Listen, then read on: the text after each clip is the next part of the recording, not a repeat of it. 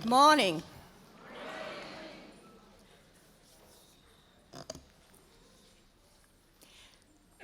In ancient Korea, history books were considered to be priceless, so priceless that armies fought over them.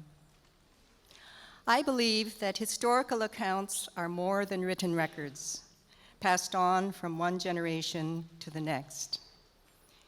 If we use our imaginations, we can also hear the voices of our ancestors. We learn about their hopes and their priorities, their shortcomings and secrets for success, and their visions for us, their descendants. The 4 UN Women's Conferences laid a solid foundation for a renewed international women's movement. The events in Mexico City in 1975, Copenhagen, 1980, Nairobi, 1985, and Beijing 10 years later served as global town meetings. For many women, these meetings were the first time they ever met across political and cultural divides. The social development conferences in the 1990s were also critical in shaping our agenda. Women's caucuses influenced the outcomes of the Earth Summit in Rio de Janeiro, the World Conference on Human Rights in Vienna, the International Conference on Population and Development in Cairo, and the Social Summit in Copenhagen. I think many of you were there. Women claimed their right to speak on all issues as women's issues, and as we said in 1995, to look at the world through women's eyes. As we look forward to a new UN initiative on sustainable development, we can draw on this legacy for inspiration. For me, 3 words stand out. These are equality, development, and peace. We have argued for years and at many UN meetings that governments cannot achieve one without the others. To achieve women's equality, we need progress in economic and social development, but one sure way to scale up and speed up progress is to guarantee women's rights. Likewise, in post-conflict situations, women's equality and the participation of women in economic development help to sustain an enduring peace. The international women's movement aims for progress in private as well as public spheres. There is no equality if laws do not give women the right to speak within the family. Development has little value if water projects only build big dams, but do not give households drinking water. In the same way, when there is rampant domestic violence, no country is truly at peace. These are simple ideas, but they carry powerful messages, and together they provide the framework for a women's development agenda, one that the UN and governments have promised in hundreds of recommendations at numerous UN meetings. In the next few weeks, you will make your own invaluable contributions to that development agenda. Nothing compares with the participatory process in the more than 300 events you will hold. We welcome you all and your strong voices. Many of you come from the Arab states. Are you in the audience today? If you are, please stand up and let's give them an applause.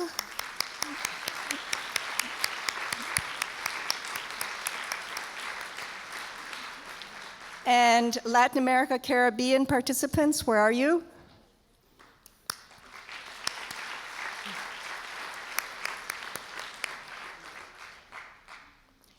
And are there any participants from Asia and Pacific?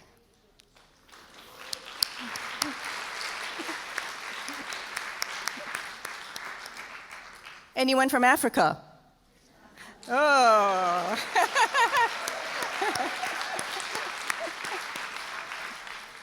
And is there anyone from North America and Europe?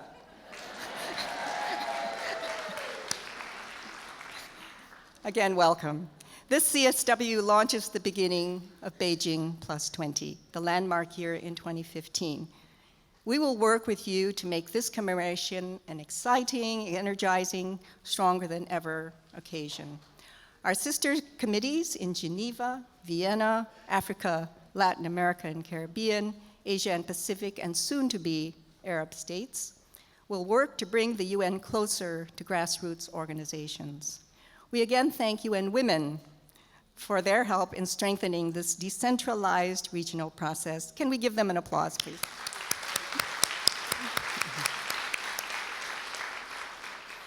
Another important campaign during Beijing Plus 20 will be to mobilize cities for sustainable development and women's human rights. We are happy to announce the launch of the Cities for CEDAW campaign for North America. With the city of San Francisco as the peer leader. Anyone from San Francisco here? In our campaign, we will praise and raise cities that adopt the Convention on the Elimination of All Forms of Discrimination Against Women as the city ordinance. San Francisco did just that way back in 1998. Inspired by the 1995 UN Fourth World Conference on Women in Beijing, San Francisco became the first municipality in the world to adopt a local ordinance reflecting the principles of CEDAW. With a focus on healthcare, employment, economic development, education, and violence against women and girls, the San Francisco City Ordinance put the UN Treaty into practice. We are pleased that so many women from San Francisco have come, and I believe we have a video message from Mayor Edwin Lee. Is that ready to roll?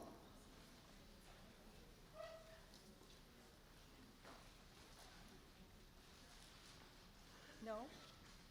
Oh, okay. It is not, we're having some technical difficulties. I invite you to see this video this coming week. Look in your schedules. There is a panel in which the mayor will participate via video.